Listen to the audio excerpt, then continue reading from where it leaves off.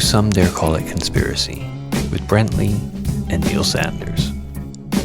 We've all had a run-in or two with trolls, especially those of us who are challenging disinformation.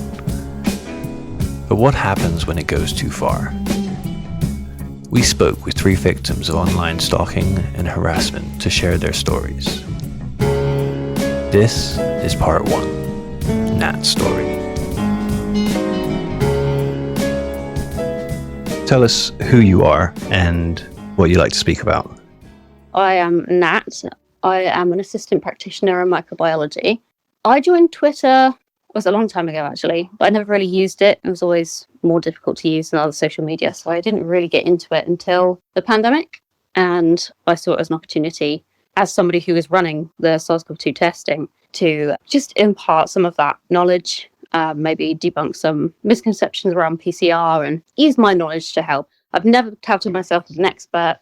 I just sort of have that, a little bit of experience in the field. So yeah, that was my sort of reason for joining Twitter. When you say you're doing testing, what does that actually mean? I'm assuming you're doing lab work, looking at the tests and seeing whether the result's positive or negative. Is that accurate? Yes, yeah. So we receive a sample for a patient, process it, put it on the machine, wait for it to finish, and then we can see the result. Yeah, that's all there is to it, really. I think people think PCR is some very complicated, machinery, and for the most part, it's very easy. So you essentially just pipette the sample into a cartridge, load it on the machine, click go, and the machine does all the work for you. That we can't change the number of cycles, we can't do anything like that. It's all preset by the manufacturer, the same number of cycles every time for every single patient. We don't change the number depending on whether we want more positives or more negatives. That's absolute rubbish. It's all preset, and it's not the number of cycles that matters. It is the CT value, which is the result of the test. People conflate CT with cycle number, and it's not the same thing. Could you, in theory, just put draw a line under this, is there any way that you can manipulate these tests to give false positives, or is that just one of these whole cloth myths that came from the internet? Not unless you intentionally contaminate the cartridge, the machinery. No, you can't manipulate it at all. It finds material, and if that material is not present, then you're not going to get the positive response, exactly. Regardless of how many times you run it through a bicycle. You could run 10,000 cycles, and you would still get, for the same sample, and you would still get the same CT value, and that CT value would inform you whether it's a positive or a negative. Excellent. So I imagine you was pretty busy, obviously, during the COVID. So again, the way that he's tested, that's all standard. They just come in, you basically put them through a process or whatever. There's no way that you can manipulate them. There's no way that you can alter it. It's all, I assume, pretty sterile as well, because obviously, you're not wanting to muck about with these things as well. Would that be true? Yeah, we all do. It's also aseptic technique, gloves, cleaning our hands between specimens, cleaning the micro safety cabinet between specimens. Everything is done aseptic technique. We do environmental controls to make sure that our machines aren't contaminated and our workspaces aren't contaminated. We also do positive and negative controls to make sure that the cartridges are working and that the machine is actually picking up on stuff, because otherwise you would just get constant negatives and not be picking up on the positives. We do quality controls on any new batches of cartridges that come through. And also every single test has an internal control just to make sure everything's working within that specific test. So you're working with these tests, you're obviously aware of how they work, and you're aware of some of the sort of things that you've heard on the internet that just don't make any sense. Obviously, about amplifying it and how you can create false positives and stuff like that. Where was the first place that you actually heard all of these rumours start to sort of present themselves? It was actually Facebook, just seeing a few comments in local groups on Facebook. And having to be no, that's not how it works. And then when I came on Twitter, it's a cesspit here. The misinformation is terrible. And I saw a lot more of it on there. And it's always people that seem to think they have all the answers, and they've got no formal education in it. They've got no experience in it. And they're just regurgitating something they've heard somewhere. And it's the easiest way you can see whether somebody understands something or not is whether they're conflating CT and cycle number. That's the easiest way to see. But I think that actually originally came from I can't even remember his name. What was the chap that invented PCR? The raccoon fellow. What's his name? Harry Mullis. Yeah. Gary Mullis, yeah. So just to clarify, that was the sort of where this idea came from. He was being asked to say, well, how come all these AIDS patients seem to have HIV in them? Because he didn't believe that HIV was the cause or precursor to AIDS. And his response was, well, with this PCR, you can basically just cycle it up and you can find anything in the body. It doesn't mean that you're ill. So just to clarify, that's not a thing that can be done. You can't find anything in anybody just by manipulating the test. You couldn't say find HIV in somebody where it wasn't present. No, I think people they misinterpret what he's saying there. I mean, he was an AIDS denier. He had a lot of very questionable views, and they do misinterpret what he's saying there because he's saying that you can find anything in anyone. In that, if you're looking for a target and you have one molecule of that something in, say, you take a swab. If it's on the swab and you've got one molecule of that, you could run however many cycles and eventually it would be detected. Yeah. But you'd have to be targeting that specific thing and it would have to be present. But people, they hear that and they think it's that a SARS-CoV-2 PCR would pick up anything. So you could conjure it out of nothingness, basically, out of the ether. Yeah, that doesn't happen. If you have a positive COVID test, you have COVID or have recently had COVID. So my understanding of that Harry Mullis quote was that basically he's kind of been figurative, and somebody's pointed out a massive flaw in his theory, which is that basically we do tend to see HIV in AIDS patients. What's that about? And he's basically saying, well, that's a confirmation bias. If you're looking for it, you're going to find it. But he's not saying that you can create it. He's basically trying to sort of poo-poo the idea that basically HIV is present in AIDS patients. Yes, yeah, I think there's a lot of AIDS denial where people believe that HIV is present in everybody. Right. And that's one of the sort of the things floating around, bits of misinformation in the whole AIDS denial group is that HIV. So he was saying that basically this is like looking for skin cells or something. You're going to find it in everybody. I think so. Yeah. Right. Yeah, he's not Harry Mullis is not what I consider. I mean, I can't really talk. I'm not a very good public speaker myself. But he doesn't articulate his points very well, and I think that's where a lot of the confusion comes from. Fair enough. And he was a complicated fellow as well. There was a lot of bitterness and against the use of his own sort of invention and the sort of, and obviously his invention has been sort of modified since then. But so you start to see all of this sort of misinformation. I imagine, to be quite honest, it's just got on your nerves on a sort of professional level. It's like when somebody sits there and tries to explain to me that, oh, you like that heavy metal, like so-and-so or whatever. And it's like, you're getting it wrong. Stop getting it wrong. Was it more akin to that? Yeah, I mean, it was particularly frustrating when I'd correct something on someone on something and they'd be like, oh, you're just a shill. I'm trying to explain something to you, as somebody who does this for a living. I'm not an expert. I don't know the ins and outs of PCR. You'd be better asking a molecular biologist about that. But I know how these tests work and they're the basics. And I'm telling you, that's wrong. This is how it's working. And you're just telling me I'm paid. I wish I was paid.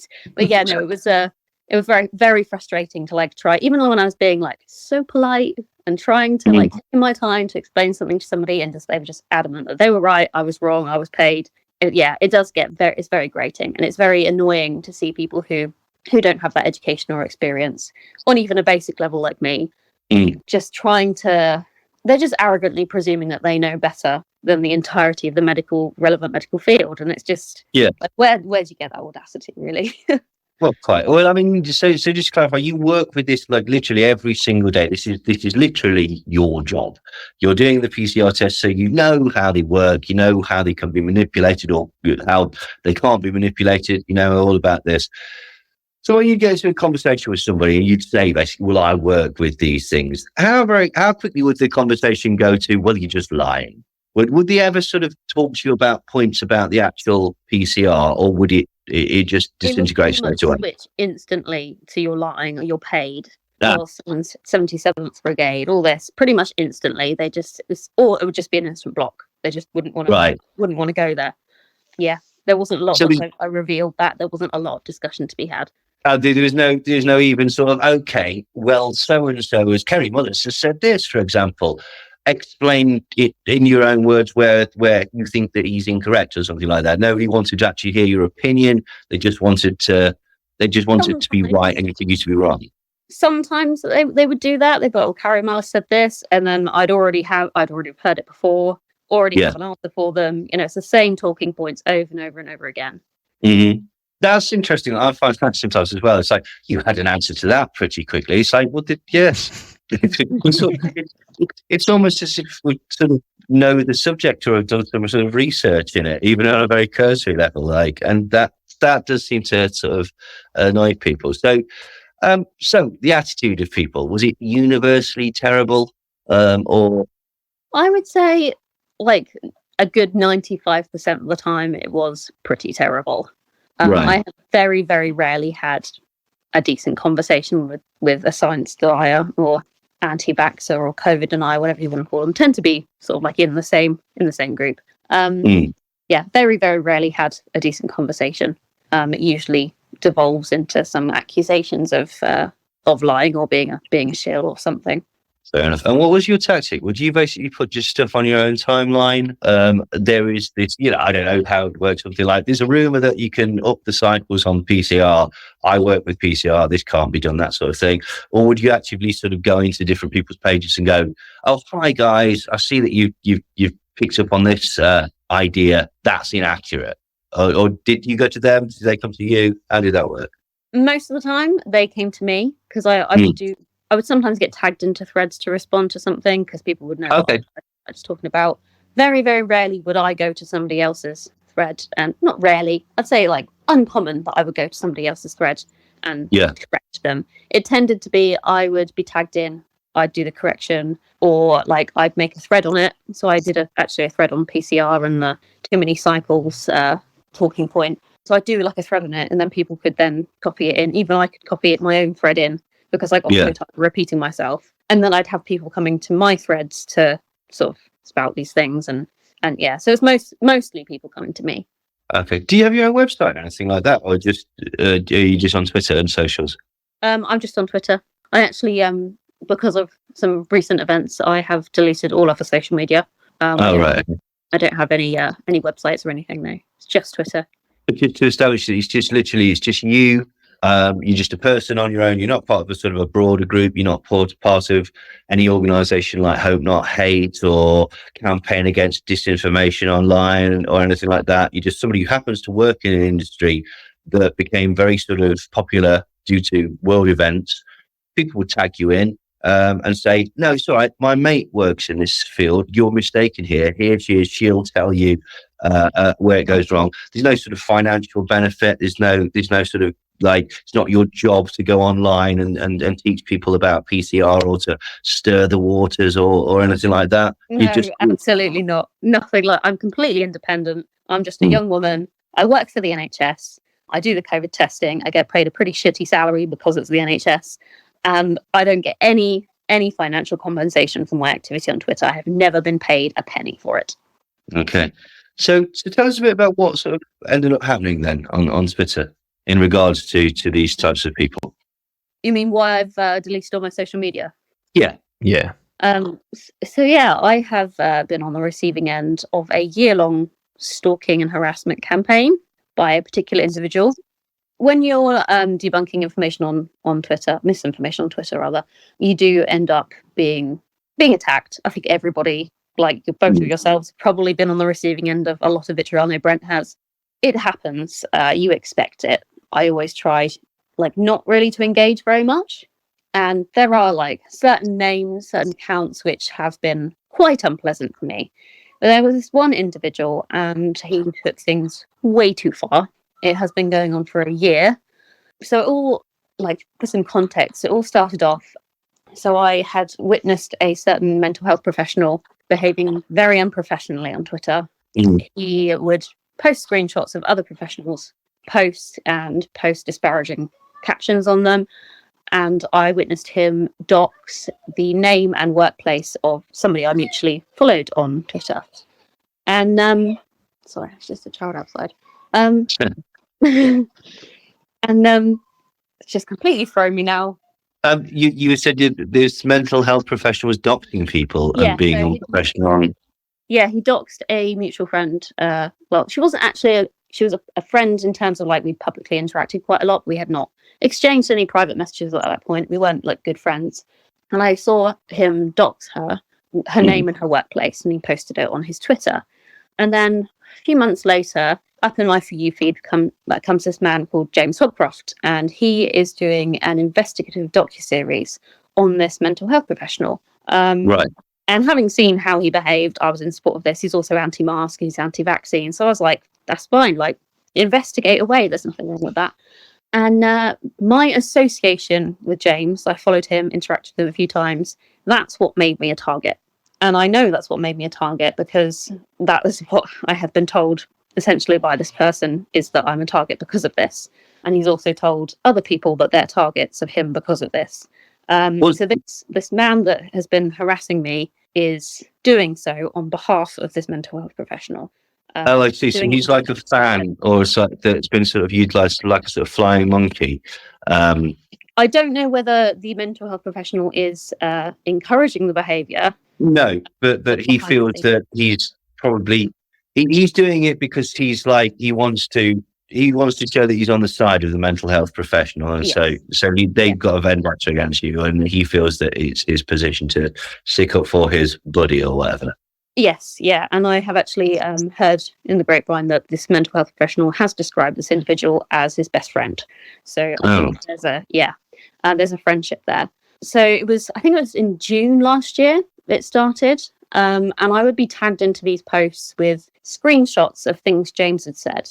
And there were things that you could tell from the screenshot they'd been said in anger, they'd been said in retaliation for something. So I was just like, I don't tend to, if somebody posts screenshots of something someone said, like, look at this person, look what they've done, I take it with a pinch of salt because I'm like, I have no context. I'm not just going to believe you straight away. I'd need to see context. So I just knew, it's like, yeah, that's not the whole story.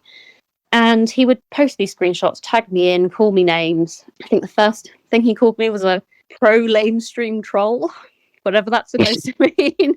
And also said that James was my digital boyfriend. And I think he's referred to Brent as my digital boyfriend at some point as well. I have a lot of boyfriends.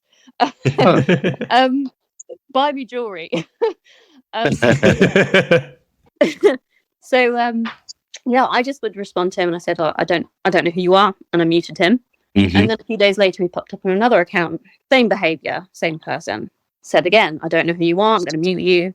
And then another account, and this happened like 6 or 7 times, and I was just getting more and more annoyed, like just piss off, like stop tagging me into your drama with other Twitter users. I don't care, like I'm not James's mum. It's not my business. Like, yeah.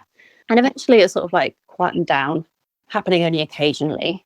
And then I got informed by this friend of mine who's just by this mental health professional. I'll just call her Bex. That's not her real name, but so Bex, she contacted me, and she was like, I really think you should report this guy to the police. And she sent me some screenshots of his getter, and I had a look, and for months he had been screenshotting my content on Twitter and posting it with abuse and harassment, sometimes sexual harassment.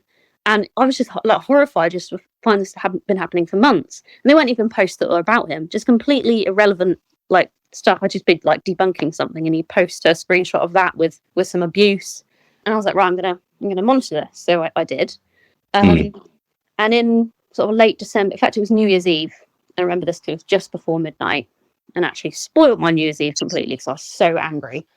He took a screenshot of the conversation I was having with somebody on Twitter where they told me that COVID was over. And I said, well, it's not over for me because I'm still processing the body parts of dead pediatric COVID victims on my laboratory bench. And so that's not at all.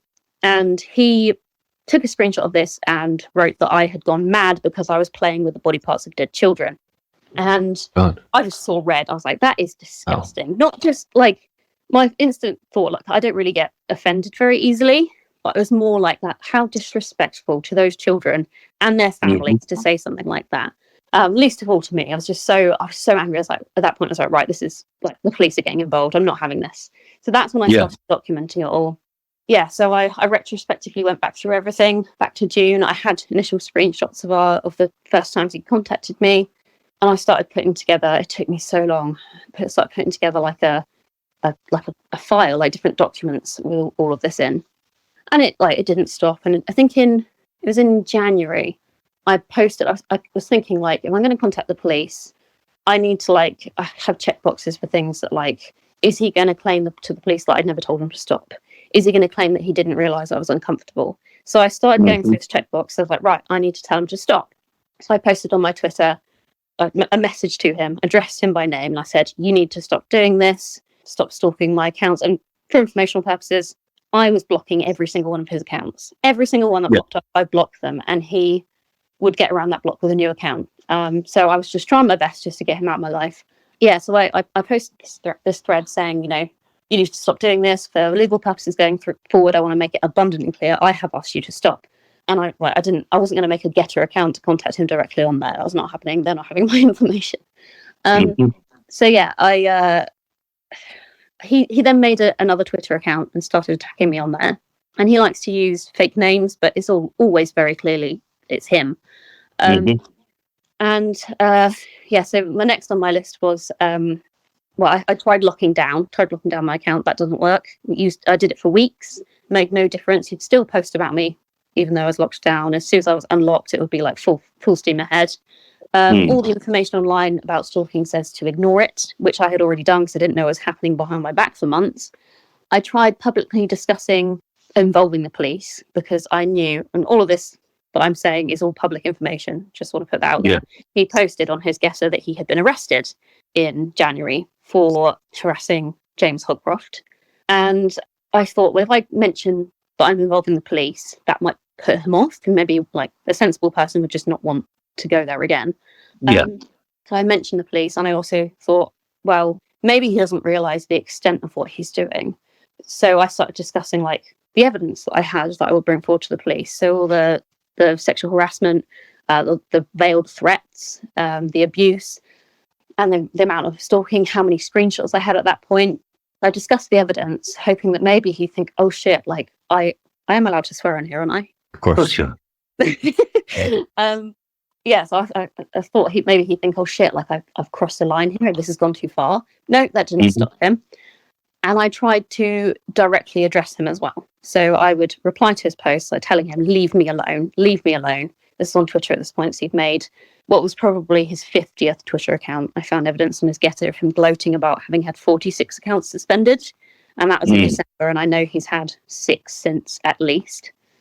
So yeah, I'd be responding to him, telling him to leave me alone. And I tried reasoning with him, and I said, with regards to like the sexual harassment, I posted a screenshot from, there's a charity called Rape Crisis, and I posted a screenshot of their definition of sexual harassment, and I said, like, it should be a fucking wake-up call to you. This screenshot on Rape Crisis, this describes your behaviour to a T. Like, that should be a wake-up call.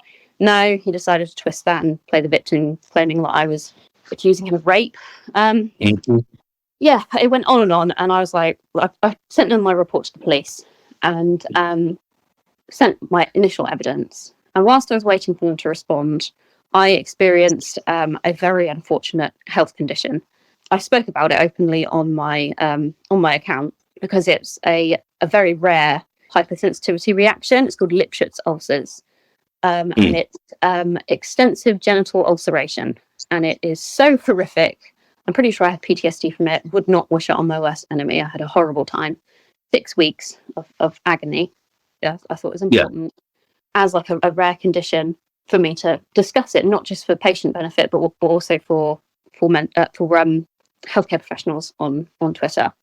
Yeah. Especially as like during my journey for a diagnosis, I've been told it was herpes when it wasn't. I had a negative test. So they constantly tried to tell me it was herpes. I was like, this is not herpes.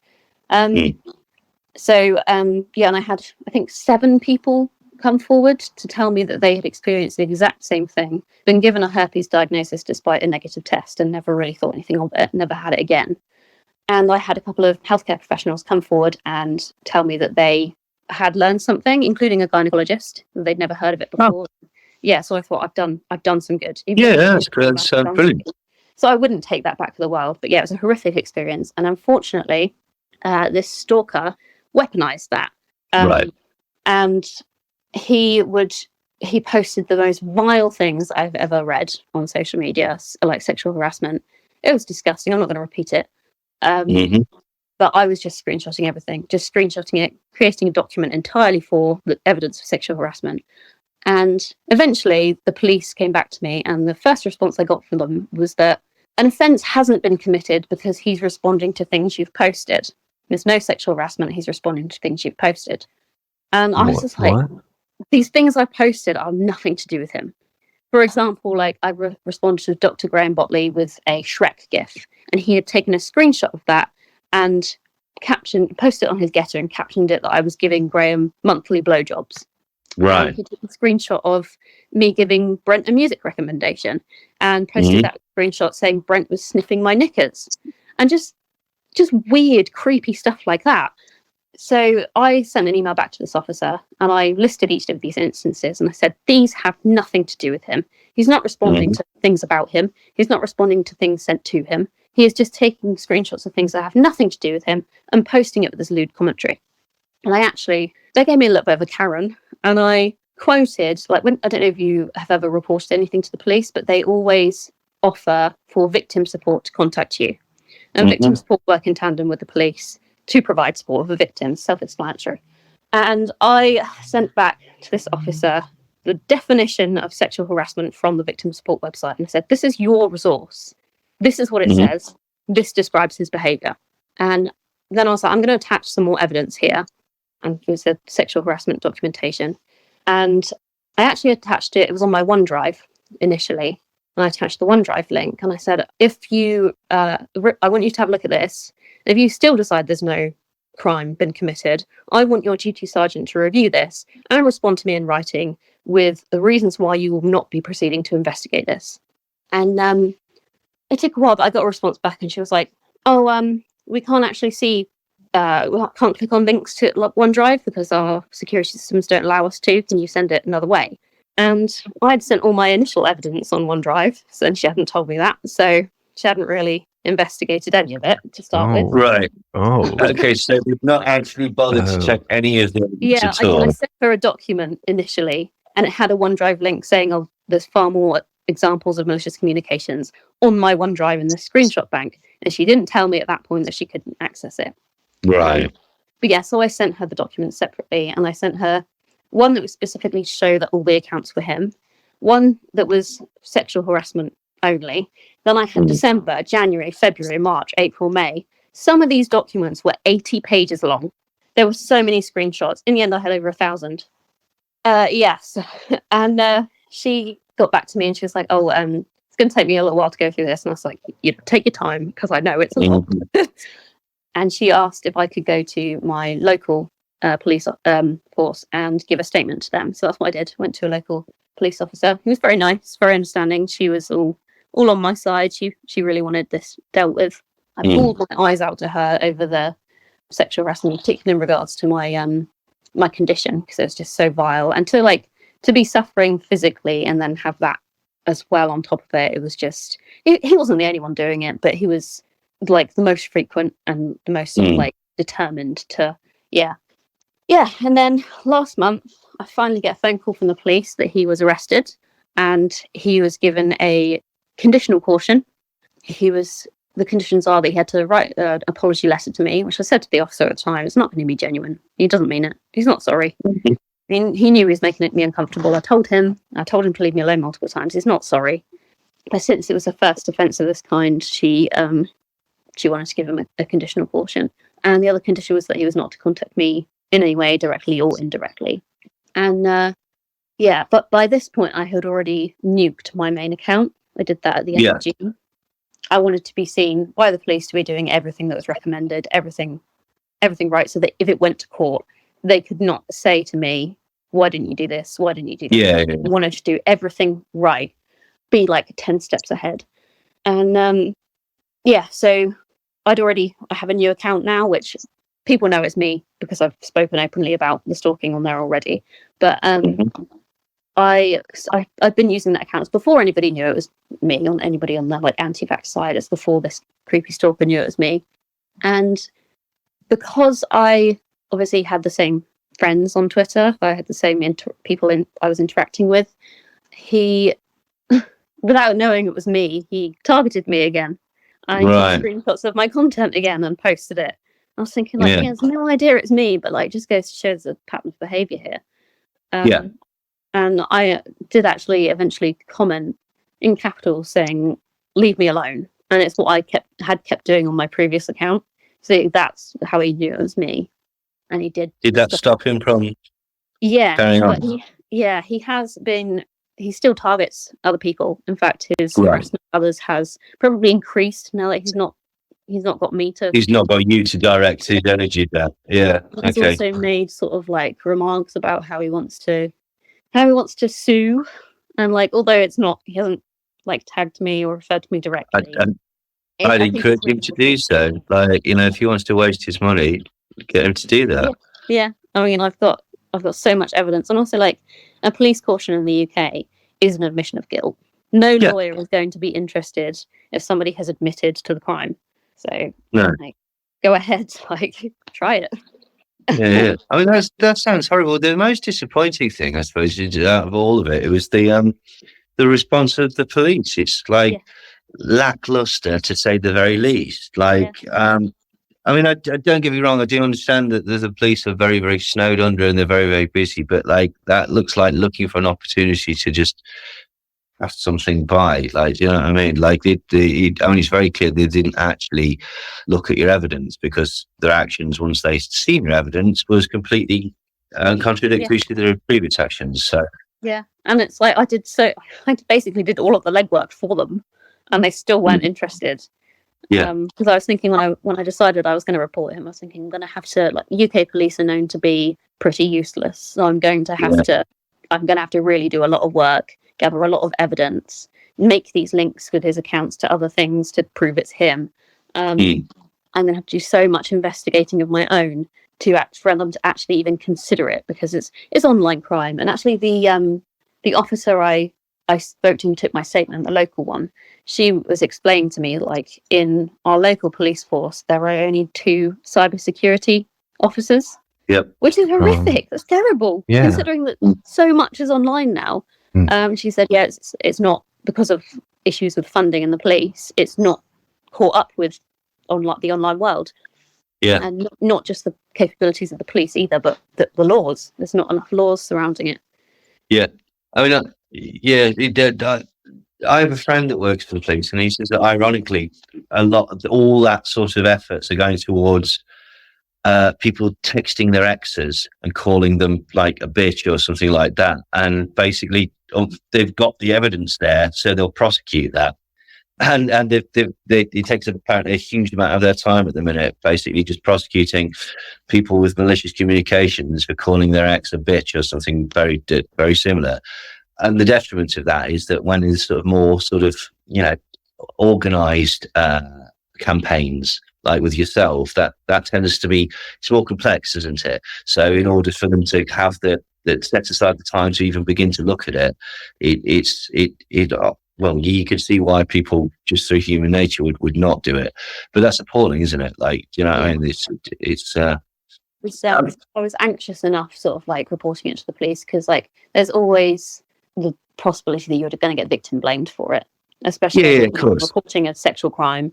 The stories you hear about being victim blamed, and I would not want to deal with that, because it would be so upsetting to be of course not. For that. So it's already like distressing enough as it is, even just reporting it to the police, knowing that could happen. And it's like, it's a very anxious time for me, because I'm like, you rely so much, having done all the work, you rely so much on them doing their job. Of course. To be told like, oh, he's just responding to posts you've made. Like, I'm using social media, how people use social media, and I should be able to without. It's absolutely done. That you just, unfortunately, you've fallen to the radar of, and again, I suppose you've got to look for silver linings anywhere, but one silver lining is that this is the actions of a deeply sad person. This is like an impotent person in probably every sense of the word. Like, it's it's born out of a frustration that comes from an inadequacy in the real world.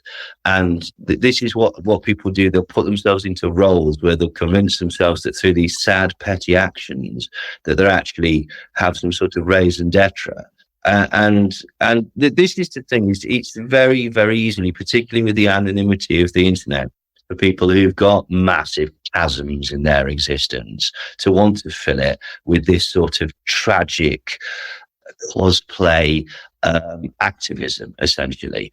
And so I know it's not much comfort, but the fact is that this is a sad, broken, pathetic person. These are the actions of somebody that is like a worm or a germ on a slide, like something like that. I mean, obviously it's no comfort when these things are happening to you, but I suppose in retrospect you can frame it and look at this person and go that they're a tragedy. They're an absolute hopeless tragedy. They're not dangerous. They may con themselves that they're scary in some way or something like that. But it's actually it's juvenile, really, isn't it? It's akin to phoning people up from the phone box and stuff like that. And it's just like, yeah. I've had a few run-ins with the guy. Is exactly what it's like. Yeah. But what's so tragic about it as well is that they'll fondly imagine themselves as to doing some good. They'll have framed you as some sort of government agent or something, and really thought that their stupid, childish actions are in some way making the world a better place. And the absolute opposite is the truth about that. And it's horrible. I'm so glad that something got sorted out about it. But it's just a shame that this person continues to do things to other people because, I mean, a lot of waste of everyone's time aside from anything else. I genuinely, I know people throw around mental health as an insult quite often, but I genuinely don't think he's well. I don't think evidently to do that to someone, to do it with multiple people, because I'm not his only victim. Yeah. Make over 50 Twitter accounts to stalk and harass people for years. I mean, I spoke to somebody not long ago who said it's been going on for him since 2010. And it was just, there's got to be something wrong there. And I said that to the police officer. I said, like, part of my police report is actually like, I'm really hoping that the police can get him some help. Yes. Yeah, this is a person that has no power or influence on any aspect of existence, and this is the only way that he can somehow make himself feel, like he's more than a collection of organs and a shadow.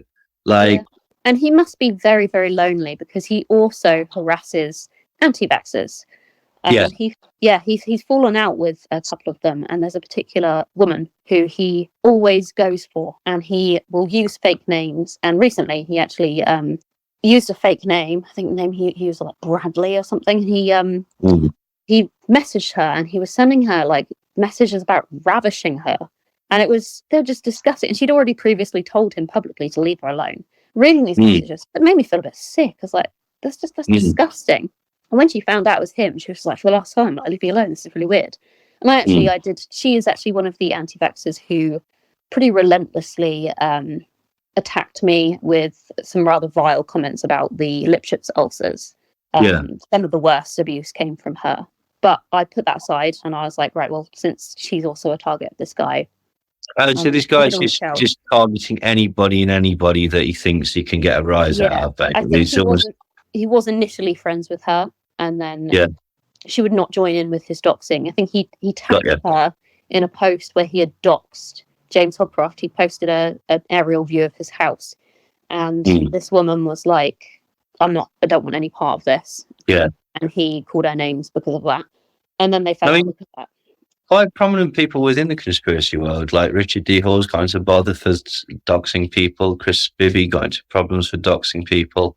And they're giving out names and addresses. I think that the internet affords the anonymity and also basically the media and stuff like that. People don't realise that some of these things that they're doing, they could land you in lumber, to be quite honest. Yeah, exactly. There's something so silly as well. Do you know what I mean? And it's pathetic, really. But But he attacks pretty much anyone he falls out with is a target. But he's strangely, it's almost like he doesn't like this woman, but he will like message her about ravishing her. It's really bizarre. But yeah, I put the fact that she had attacked me, I was like, right, I'm just going to put that aside, and I'm going to reach out. And I contacted her, and I said, look, like I've got details that you'll need to go to the police if you want this dealt with. I'm more than happy to help you. You can have my crime reference number so that the police can tie it into this. And I'm more than happy to be a witness in a court case if it gets that far. Like, I'm happy to do that. And for the sake of like his other victims as well, some of whom have been very young women. Really? Yes, he would like post videos. He likes to post videos around his flat. He doesn't film himself. He just films his flat. And there'll be things like bits of paper in view of the video, which I'm sure are placed there on purpose as an intimidation tactic. But there'll be people's usernames written on them. Right. Okay. So that this young woman, I think she's like 23. He'd written her name down, and she was freaked out. I told her about it, so I was like, just so you're aware, like this has happened, and she completely freaked out over it. He's done it with loads of people. But yeah, so I said to this anti-vax lady, I said, let's, I'm willing to put this all aside. Like, I think we should put this aside and trying to deal with this. Just not like, because I've got my justice now. He's been cautioned. He's not going to come for me. But I can do some good still, and I can help him because he's not stopped. He's shown no genuine remorse for what he did to me, and I can help his other victims. I can help it stop for his other victims. So I thought I'd try to reach out to her. Unfortunately, I was thrown back on my face, but there we go. I tried. I tried to be the bigger person. Yeah, absolutely. So that's where I'm at with it, and we'll see if he tries to sue me. Well, yeah.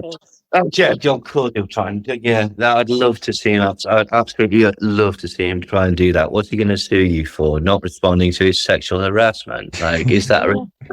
I'd like suing me for whatever he wants to sue me for will be in direct breach of his conditional caution. It'll be either direct or indirect contact with me.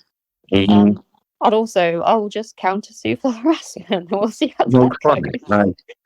True.